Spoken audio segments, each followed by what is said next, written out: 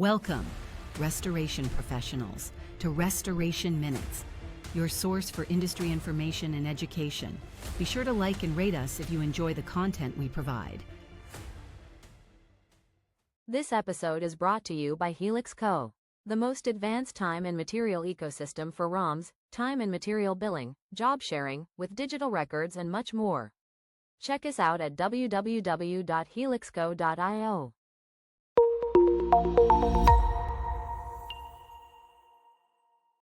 All right, welcome back to a new episode of Restoration Minutes. Today I've got Levi, who works with a company I have used quite a bit in my past called BPM Helps or BPM Services. Depends on which, if you go to their site or whatever.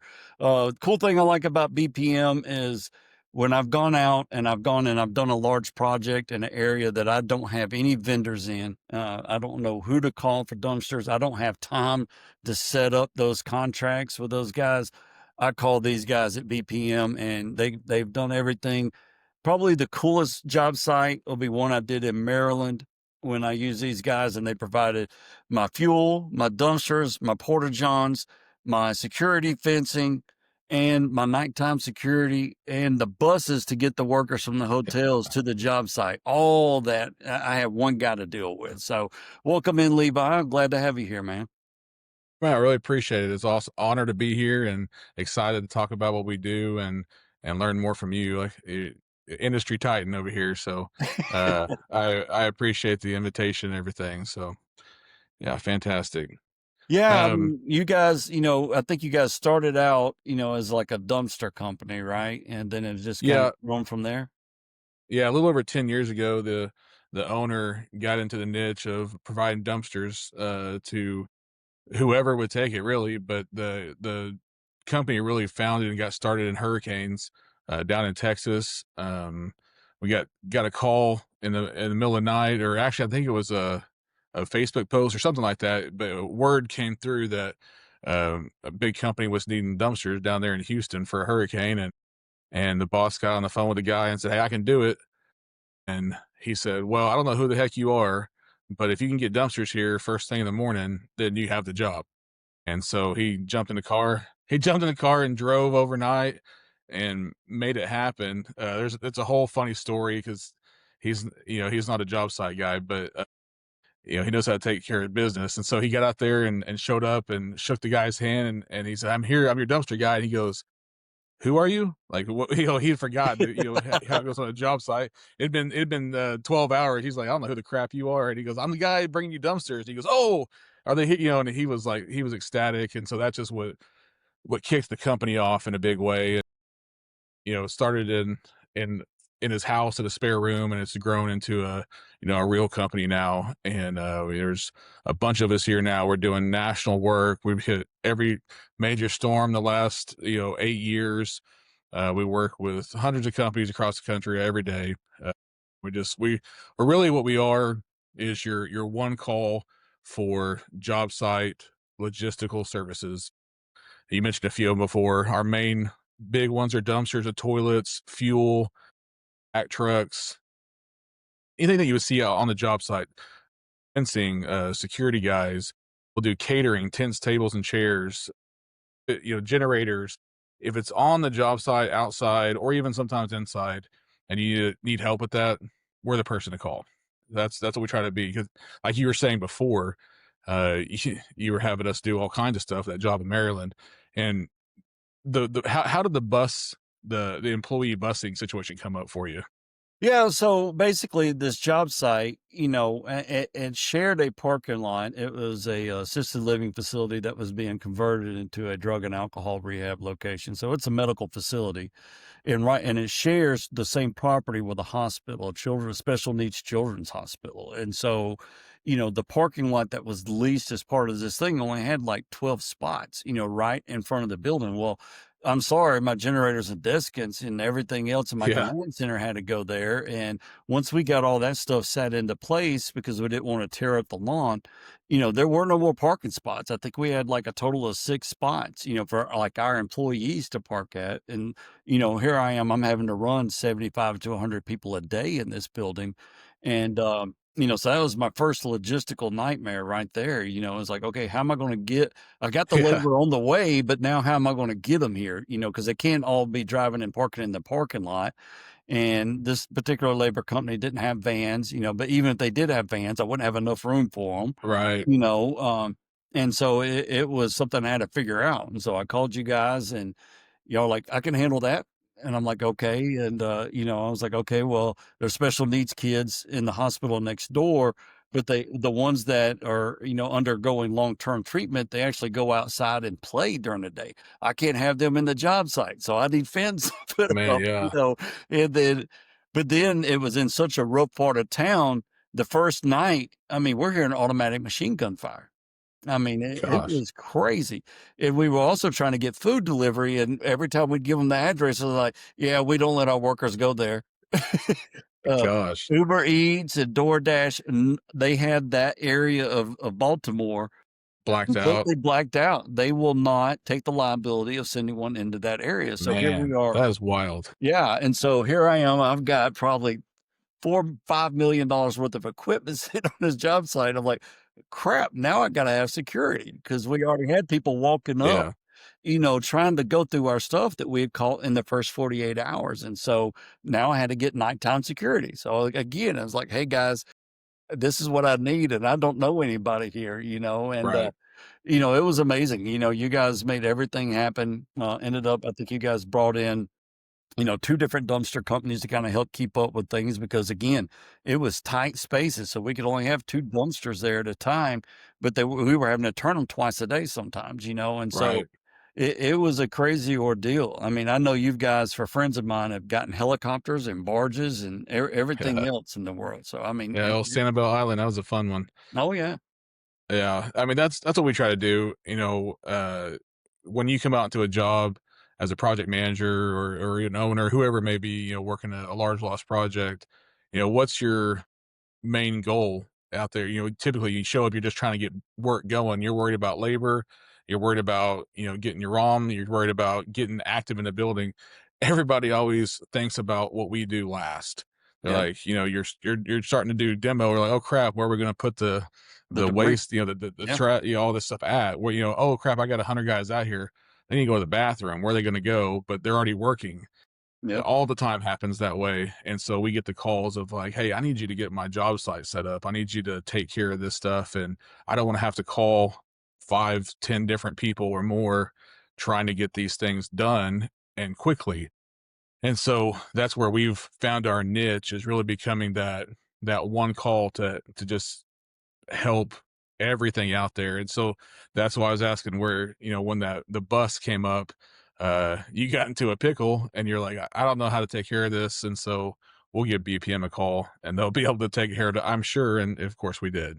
yeah. On first day the labor was on the job site, we got ticketed, and the neighbor who had the lot, come out there and was like, we got patients that have to park here and their families. You can't be using these Man. places, and they were very nice, but very firm. Their security came over and was like, they got to move their cars. I had to get people to go out and park on the side of the road on the first couple of days until we got Man. the bus situation sorted out and figured out, okay, I got to move everybody into one hotel.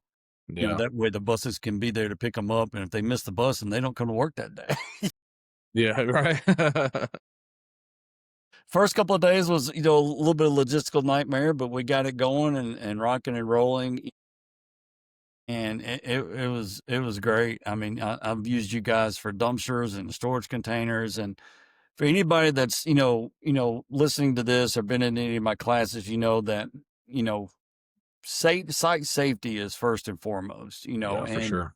don't ever let a consultant or adjuster try to tell you otherwise and that they're not going to cover or why you did this stuff. You always just point them back to OSHA. So OSHA justifies everything from your hand wash stations to your porta Uh-huh. johns. I mean, there are actually formulas on how many workers require so much Yep. toilet, like, places use the bathrooms. And I think it's 8 or 10 to 1. I usually have it up on the Mhm. screen. So do not, when you're doing your ROM, you're doing your site safety hazard assessment, which is the first thing you need to be doing according to OSHA. You can kind of leave IICRC out of the situation to begin with, but site safety is first and foremost. That's the first thing you're supposed to do when you go into a commercial loss. And you're going to be building and you're on these things you need. So this is your one call. You're not having to chase down, because the bigger a company gets, they're going to require you. If you're anything more than a mom and pop, you're going to your accounting department is going to require you to set up accounts for all these different companies where you're working at. We need their insurance, we need their this, we need their workers' comp, we need all this Mhm. kind of stuff, their liability, we need their W-9, so on and so forth. You can skip all of that if you just call BPM. You got one company that you're setting it up with, and Yeah, then they're going to deal with all that other stuff. for sure. I mean, touching on the OSHA stuff, I think a lot of guys don't realize that I think OSHA technically requires every project has at least one toilet and hand wash on out there, just as a safety thing, just to begin with. And most guys don't get those out there. And we're happy to deliver one toilet if you need that. It's not a Yeah. big deal. But we'll do the jobs, whatever size it may be, big or small. But yeah, we along those lines too, Will, you were mentioning getting all that for your ROM prepared and the one call. So we have guys all the time. I just finished a job up in near San Antonio, Texas, a large loss. There was a fire at a candle factory, so that was pretty funny. But these guys, we had dumpsters, we had toilets, we were doing catering every day for their 50 people. We were doing fuel delivery, a couple other things, and he was constantly requesting that I give him an updated quote. We had kind of a running quote going that was he was using to measure out his ROM off of, and so everything that we were doing, we were continually giving feedback, even if we haven't sent him an official invoice yet because we hadn't got to that point in our process. We're still giving him a quote essentially that would give him what the numbers would be so we could keep his ROM up to date pretty consistently. And then as the catering would go up or down based on how many people were out there, or dumpsters or whatever, I think we ended up having 10 storage units out there by the time it was done. So every time we'd add a new one, we would, update the thing for him and just keep him in the know. That way he knew at any given time what his cost was on the job site, on a daily burn rate. So it was very helpful for him that we were able to. I have a guy that does all my invoicing for me directly. He sits about 10 feet from me. I just leaned over and said, "Hey, Mason, get this stuff done for me. The customer needs this right away." So within a couple hours, they had all the information they needed. Yeah, and that's important, and that's what's great about our software at Helix Co. is, once you build your ROM, and if you're keeping up with your stuff the way you're supposed to in the software every day, and you can put placeholders in, like you said, for your burn rate on your, Yeah, these subcontractor stuff, it will let you know. So when that consultant or that adjuster walks up finally on day 3 or day 5 and asks you what's your burn rate, you're able to pull it right up on your phone and show them what your burn rate is to the, to the night before, or even to where you're at that day right. if you got a admin that's on top of everything, putting everything in as you go. And because it's calculating your labor real time if everybody's using the system, and that's amazing, and that makes you look like you're a professional and that you got everything under control. And so it Yeah, really helps to have vendors like yourself that are providing, as close yeah, to real time information as we can get, because that's important, because if I gave a quote for $10 million on a project and I'm a week into a month-long project and I'm already at 5, something's got to change. I've got to right. do a change order, or I'm going to end up not get paid. I've got to figure out what's going on, and that's the super important part of it. Speaking of Yeah. fuel, you guys also fuel everything. You got fuel trucks that you have. You'll even do dedicated fuel trucks. If someone has a Yes, for need a sure. project, I know that. Yeah, just whatever the job requires. We just finished up a job in Cincinnati area with a customer out there. Some guy, I've heard you talk about this before on another one of your episodes. But when you're fueling generators or desiccants, generator for desiccant or just whatever it may be out there, the number one thing that we understand is that they cannot run dry. If the machine runs dry, billing stops, everybody's mad. I get yelled at. I understand that process. And so we try to be the expert here. We try to recommend doing on big machines twice a day fueling. A lot of guys don't want to pay for that. But it's the recommendation. That way there's no problems ever because these a lot of times these generators are on a 22 to 25-hour runtime, and it gets to be pretty tough to manage that to never let them run dry. And so we do that way. So this job in Cincinnati, we were doing twice a day service on it. Never had any problems. They had several people, I think 6 or 8 different generators out there. My driver was in communication with the project manager. The day shift driver, the night shift driver was in communication with project manager to make sure they knew every piece of equipment every day so that nothing was missed. And it went really, really well. And so that's the ideal scenario. Yeah, if When you we don't have do job twice sites too, where we'll No, I was gonna say, yeah, for you guys, if you don't do twice a day, I have that actually in all my contract samples. If you don't do twice a day fueling, especially yeah, with the newer generators, you're asking for trouble because, and same thing with the depth, because if it runs out, these new computerized ones, they've got to be reprimed and restarted. And if you don't have a yeah, guy on staff, then you're waiting for whoever you can get out there that's an expert to get that generator back up and running. And it will definitely cost you time on the job. It can even be a site safety thing, if you're lighting the building, 100%. then your guys can't even work, so it's super Yeah, important twice a day. Or I've had you guys bring reservoir tanks out and set those up, yep. fuel So cells, that yeah, and that's that's what we're another option. doing. We're doing that right now. We're doing that right now in a job up in Columbus, at the university up there, where we got heaters going. Back to your safety scenario, where you have heaters to keep the building, functioning properly. Not for drying, just for heat, because it's so cold up there right now. And we the tanks on those stinking heaters only have a 10-hour runtime at best, Yeah. which is just crazy trying to manage that. And so we provided extra fuel cubes out there, tanks that there was fuel available. Um, the crew has a guy whose job is to every 8 hours go check the Put reservoir, off. refill them by hand as needed. Do what? I said, go top them off. Yeah, exactly.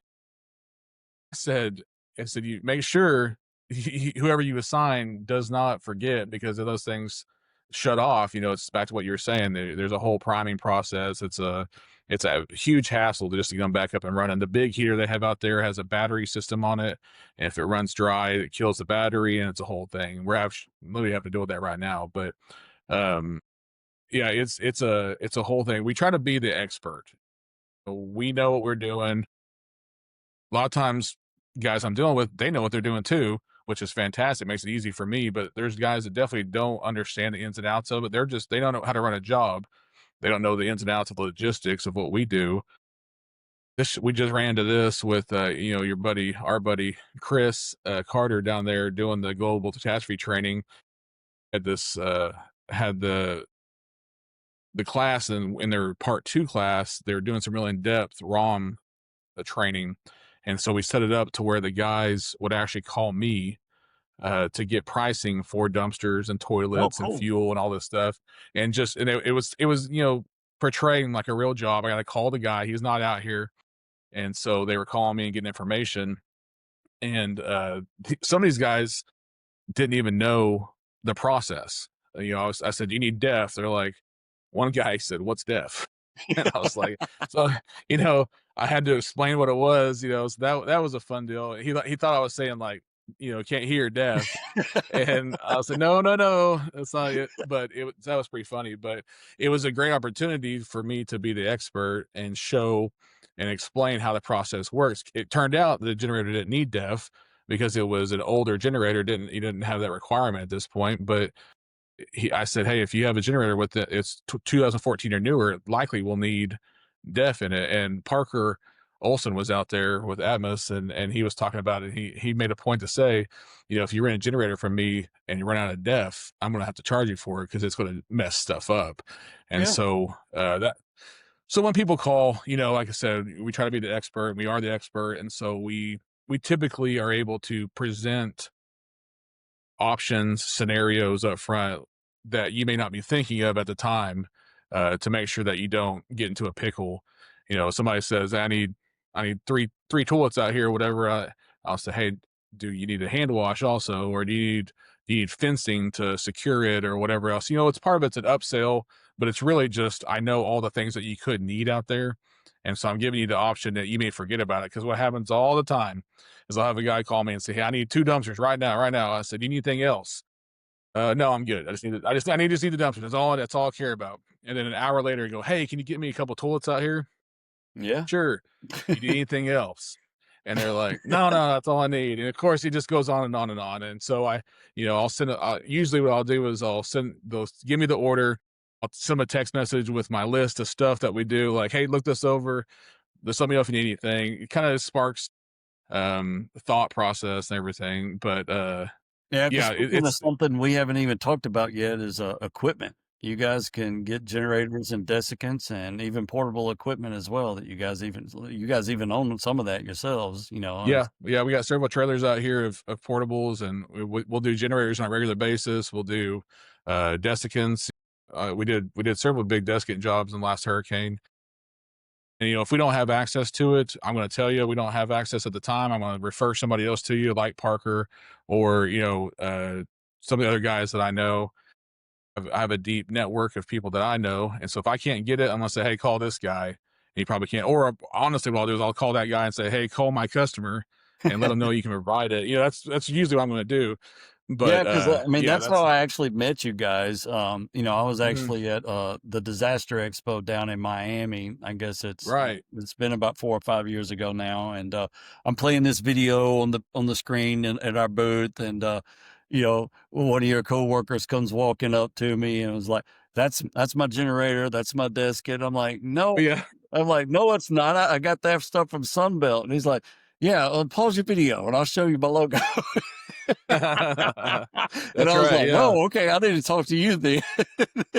yeah, yeah. That was definitely Greg. He one of their sales guys here. He always helped you with Roll Plus and RP Cat and everything, and he loved to tell that story. It's funny Yeah, it's for definitely sure. funny, and but it shows the just one more thing that you guys can provide, on a Yeah. job site. And as a matter of fact, we were up helping one of our partners up in North Carolina. I guess it's been 3 years ago now, and we had old school county system. Chris Carter, who we were just talking about, he took one county and we took the other county, and I had a college come in that was part of that school system. It was a trade school slash junior college.